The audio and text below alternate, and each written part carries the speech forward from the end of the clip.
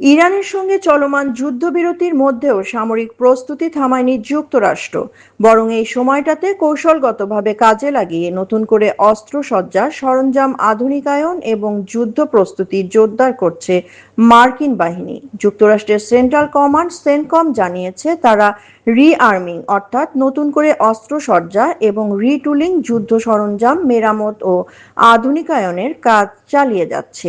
একই সঙ্গে বাহিনীর সক্ষমতা বাড়াতে বিভিন্ন কৌশলগত পরিকল্পনাও নতুনভাবে সাজানো হচ্ছে। সেন্টকমের দাবি, যে কোনো পরিস্থিতিতে দ্রুত সাড়া দিতে তাদের সেনারা সবসময় প্রস্তুত রয়েছে।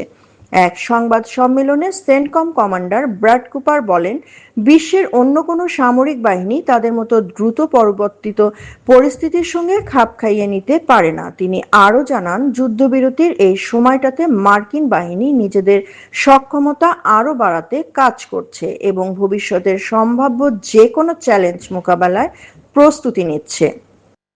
সংবাদ সম্মেলনে ব্রাড কুপারের সঙ্গে উপস্থিত ছিলেন মার্কিন প্রতিরক্ষা মন্ত্রী পিট হেগসেথ।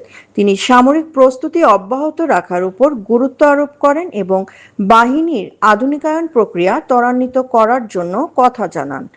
মার্কিন প্রেসিডেন্ট ডোনাল্ড ট্রাম্প ইরানের সঙ্গে যুদ্ধবিরতির মেয়াদ বাড়ানোর ঘোষণা দেওয়ার পরপরই যুক্তরাষ্ট্রের এমন তৎপরতার বিষয়টি সামনে এলো। বিশ্লেষকদের মতে, যুদ্ধবিরতির আড়ালেই ভবিষ্যৎ পরিস্থিতির জন্য নিজেদের আরও শক্তিশালী ও প্রস্তুত অবস্থানে রাখতে চায় ওয়াশিংটন। সাদিয়া রহমান, আন্তর্জাতিক ডেস্ক, বার্তা বিচিত্রা।